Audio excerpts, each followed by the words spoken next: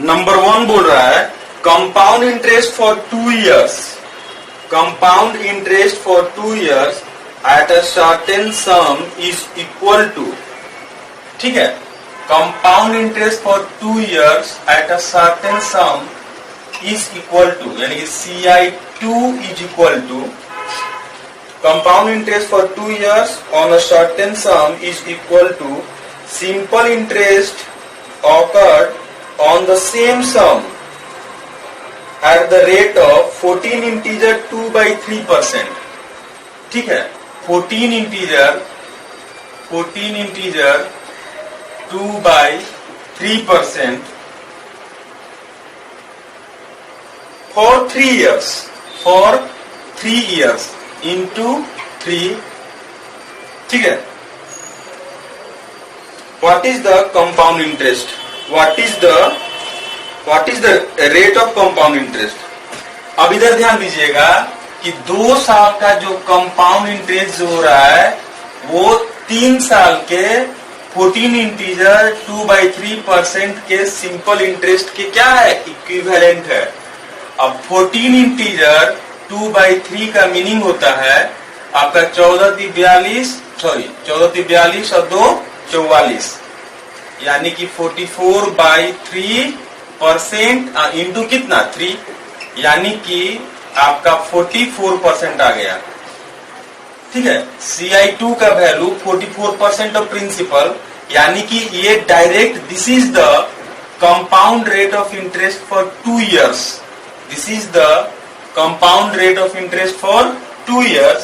अब यहां से आप ऑप्शन टेस्ट कर सकते हैं, ऑप्शन टेस्ट,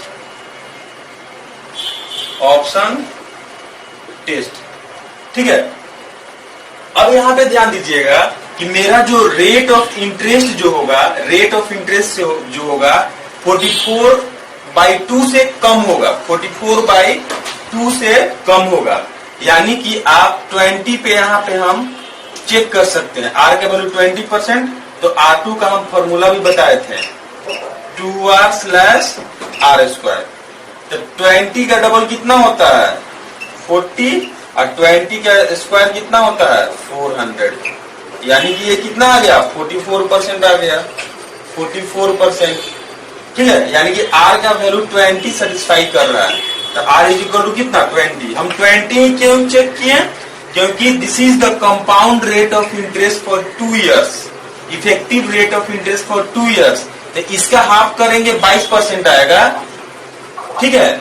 हाफ करेंगे तो क्या आएगा 22% आएगा, और रेट ऑफ इंटरेस्ट क्या करेंगे हाफ से कम लेंगे, बिकॉज इसमें इंटरेस्ट ऑन इंटरेस्ट भी क्या है इंक्लूड है. ओके, इसलिए 20% हम लोग लिए. चलिए number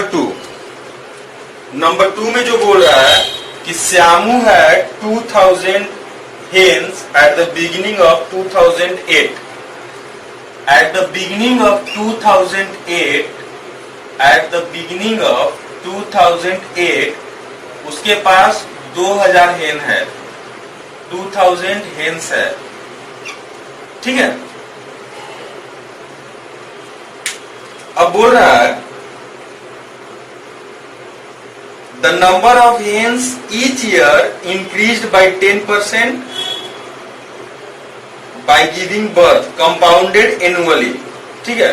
At the end of each year, Syamu doubles the number of hens by purchasing the same number of hens. अब देखिए 10% के रेट ऑफ इंटरेस्ट से क्या कर रहा है, हेन्स का नंबर क्या कर रहा है इंक्रीज कर रहा है, ठीक है. तो एट द एंड ऑफ 2008 ये 2000 हेन्स कितना बनेगा आपका, 2000 का 10% कितना होता है 200, तो ये 2200 बन गया, 2200, ठीक है. At the end of 2008 total number of hens कितना हो गया 2200. फिर क्या किया कि 2200 हेन्स और वो परचेज किया. तो एट द एंड ऑफ 2008 उसके पास कितना हो गया 4400 हेन्स. टोटल नंबर कितना हो गया 4400 हेन्स. अब देखिएगा कि एट द एंड ऑफ 2009 इसका 10% और बढ़ेगा, तो इसका 4400 का 10%, 4400 और उसका 10% कितना 440 हो गया वो। ठीक है, ये कब हुआ? एट द एंड ऑफ 2009, ये ईयर है। तो उसके पास कितना नंबर ऑफ हेन्स हो गया आपका? 4840 सेम नंबर ऑफ हेन वो परचेज किया, 4840 वो परचेज किया। तो एट द एंड ऑफ 2009 उसके पास हेन्स कितना हो गया? 80 8 8 16 के 6 1 4 4 8 1 9, तो 9680 हो गया। अब क्या किया कि ये जो है फिर से इंक्रीज किया 10%। ठीक है, 10% फिर इंक्रीज किया eight the end of 2010। Eight the end of 2010 तो पहले हेन्स कितना था? एक ईयर हो गया आपका। पहले हेन्स था 9680, अब इसका 10% कितना होता है? 10% हो गया 968, ऐड कर दिए, यहाँ पे कितना हो गया? 8 8 और 6 कितना? 14 का 4 1 1 10 और 6 16 के 6 1, और यहाँ पे कितना? 10,648। ये at the end of 2010, eight the end of 2010 उसके पास टोटल नंबर ऑफ हेन्स कितना हो गया? 10,648। सेम नंबर ऑफ हेन्स फिर से वो परचेज किया वो, तो 10,648 हेन्स वो परचेज किया। तो अब उसके पास कितना हेन्स हो गया? 8 और 8 16 के 6 1 1 1 4 और 4 8 और 1 9, ठीक है, और 6 और 6 12 के 2, ठीक है, 10 10 20 और 1 21, तो यानी कितना आ गया? 21,296। This is the answer. अब ये बोल रहा है कि ये at the end of the 2010 21,296 hens हो गया, और वही हेन्स आपका 2011 के बिगिनिंग में रहेगा, यानी कि आंसर कितना हो गया? 21,296। अगर हम यहाँ पे ऑप्शन का बात करें तो 21,296 ऑप्शन नंबर क्या है? 5 है, ऑप्शन नंबर 5। ठीक है, नंबर 3 जो बोल रहा है कि सम is being land 15% per annum. Rate of interest कितना है? 15% per annum. Compound interest, what is the ratio of amount of 4th year to 5th year? माने आपसे रेशियो पूछ रहा है, ए अमाउंट 4 साल का और अमाउंट 5 साल का रेशियो पूछ रहा है। ठीक है, तो A4 क्या हो जाएगा आपका? यहाँ पे principal 1 plus R/100 to the power 4, और यहाँ पे कितना? Principal 1 plus R/100 to the power कितना? 5। प्रिंसिपल कैंसिल हो जाएगा, अब ये कैंसिल, अब यहाँ पे क्या बच जाएगा आपका? 1 बच जाएगा, यानी कि वैल्यू आ गया 1/1 प्लस R/100। बस अब यहाँ पे ध्यान दीजिएगा, 1/1 प्लस 15 बाई कितना? 100। तो यहाँ पे आप बोल सकते हैं 1/100 प्लस 15 115 बाई 100, यानी कि 100/115 20/23। This is the answer. ठीक है, यहाँ पे जो बोल रहा है 4 नंबर जो बोल रहा है, the compound interest on certain sum of money for 2 years at 6% per annum. यहाँ पे बोल रहा है कि 2 years एट 6% पर एनम, तो इफेक्टिव रेट ऑफ इंटरेस्ट कितना हो जाएगा? R2 12.36%। ठीक है, अब उसका जो वैल्यू दिया हुआ है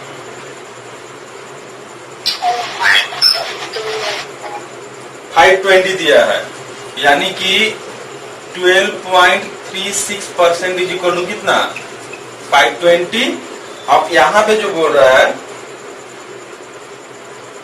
the SI on the same sum at same rate and same time, SI कितना होगा, यानी कि 1 साल का सिंपल इंटरेस्ट अगर 6% है तो 2 साल का कितना हो जाएगा 12%, तो 12% इज इक्वल टू कितना 520 बाई 12.36 इंटू कितना 12। यहां पे जो आएगा आपका ऑप्शन नंबर 2, जो कि आंसर है 5004.85 रुपीज।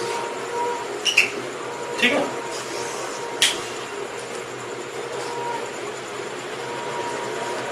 नंबर 5 जो बोल रहा है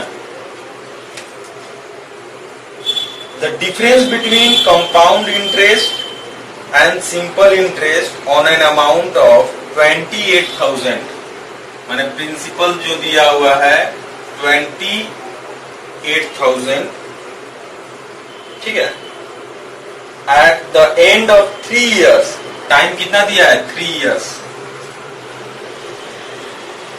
at the end of 3 years is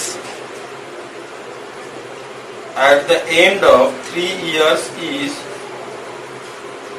4784.276, ठीक है।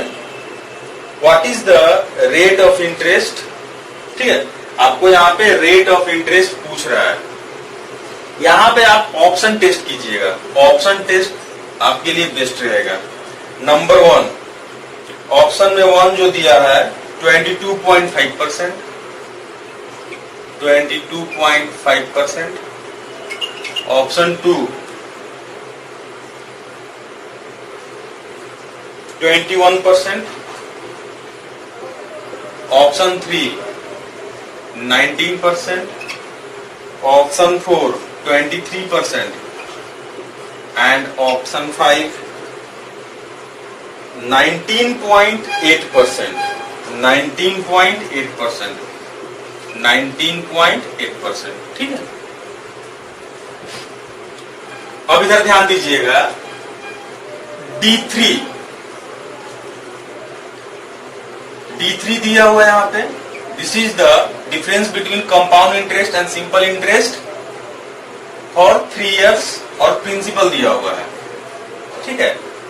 तो हम लोग क्या लिखते थे कि D3 is equal to RD3 into 1% of principal. तो यहां से जो मिल जाएगा RD3 का जो वैल्यू मिलेगा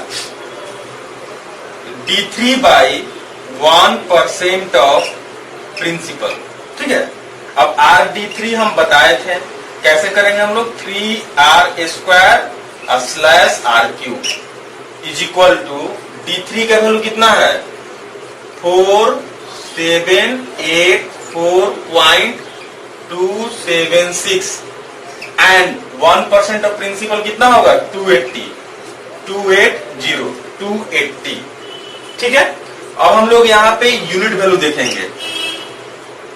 अब इसके लिए हम लोग क्या करेंगे, 0 हटा दीजिए, इसको 0 को एक पॉइंट हम शिफ्ट कर देंगे, इसको हम पॉइंट को शिफ्ट कर दिए 478.4276। न्यूमरेटर का यूनिट डिजिट कितना है 6 है, डिनोमिनेटर का यूनिट डिजिट कितना है 8 है। अब 8 को हम कितना से मल्टीप्लाई करेंगे कि क्या आएगा आपका 6 आएगा, ठीक है। तो 8 2, अब देखिए यहाँ पे आके हम लोग ऑप्शन टेस्ट करेंगे, यहाँ पे आके हम लोग क्या करेंगे ऑप्शन टेस्ट। अब देखिए ये डिनोमिनेटर का यूनिट डिजिट कितना है 8 है, न्यूमरेटर का यूनिट डिजिट कितना है 6 है। तो 8 को कितना से मल्टीप्लाई करेंगे कि 6 आएगा, 8 को कितना से मल्टीप्लाई करेंगे कि 6 आएगा। 8 2 जा 16 या 8 7 जा 16, यानी कि आपके इसका यूनिट डिजिट पे या तो 2 आएगा या तो 7 आएगा। अब इधर जो मेरा दिया हुआ है सारा ऑप्शन है, ठीक है। अब ये क्या है रेट ऑफ इंटरेस्ट, ये कितना है यूनिट डिजिट पे कितना है 5 है, तो यहाँ पे जो भी जिसका भी वैल्यू आएगा, ये रेट का क्यूब का यूनिट डिजिट आएगा, रेट क्यूब का यूनिट डिजिट आएगा। यानी कि फर्स्ट वाले का रेट क्यूब का यूनिट डिजिट कितना आया, 5 आया, तो यहाँ पे तो है नहीं। सेकेंड में क्या 1 का क्यूब कितना होता है, 1 ही होता है। 1 का क्यूब कितना 1, इसमें भी नहीं है। 9 का क्यूब क्या होता है, 9 होता है, ये भी नहीं है। अब 23 का 3 का क्यूब कितना होता है, 7, तो 7 यहाँ पे या ये मेरा आंसर होगा। ठीक है, अब देखिए 8 का क्यूब कितना होता है, 2 होता है। ठीक है, 2 तो यहाँ पे है, लेकिन हम लोग इसको नहीं रखेंगे, ये ऑप्शन नहीं लेंगे, बिकॉज यहाँ पे आपको 4 पॉइंट है, 2 पॉइंट और 2 पॉइंट, 4 पॉइंट, और यहाँ पे इधर भी 2 पॉइंट और 2 पॉइंट, 4 पॉइंट, यही मैच कर रहा है ये, इसलिए आंसर क्या हो गया, 23 is the answer. Okay, number 6 जो बोल रहा है कि what would be the compound interest. Number 6, what would be the compound interest occurred on an amount 18,500। Principal जो दिया हुआ है 18,500 at the rate of 17% per annum, at the rate of 17% per annum in 2 years। ठीक है, अब देखिए effective rate of interest for 2 years, R2 equal to कितना होगा, 2R स्लैश R स्क्वायर। तो यहाँ पे 17 2 जा 34 और 17 का स्क्वायर कितना, 289। ठीक है, तो ये कितना हो जाएगा, 36.89%। 36.89% is the effective rate of interest for 2 years. That means compound rate of interest for 2 years at the rate of 17% per annum। तो अगर आप कंपाउंड इंटरेस्ट 2 साल का फाइंड आउट करते हैं, CI2 इज इक्वल टू क्या लिखेंगे, R2 into 1% of principal. R2 का वैल्यू कितना है, 36.89। R2 का वैल्यू हो गया 36.89 इंटू 1% ऑफ प्रिंसिपल 185। अब इसको आपको मल्टीप्लाई करना है। ठीक है, अब ध्यान दीजिएगा 185 को लास्ट में क्या है, 5 है, तो इसको हम ऊपर नीचे 2 से मल्टीप्लाई कर देंगे हम। तो यहाँ पे हम 2 से मल्टीप्लाई कर दिए, 185 का अगर मल्टीप्लाई कर देंगे तो 18 दूना 36 और ये कितना आ जाएगा, 37। 370 क्या हो गया, 370। तो यहाँ पे क्या करेंगे हम, 2 से डिवाइड कर देंगे। अब 2 से जैसे इसको डिवाइड करेंगे तो ये कितना हो गया, 18.445। ठीक है, अब आप मल्टीप्लाई कर सकते हैं आसानी से, यानी कि 184.45 into 37।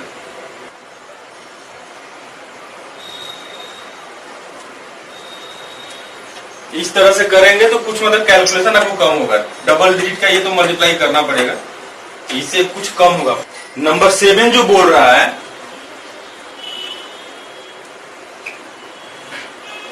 Eight what rate of compound interest, rate of interest आपसे पूछ रहा है, रेट ऑफ इंटरेस्ट पूछ रहा है।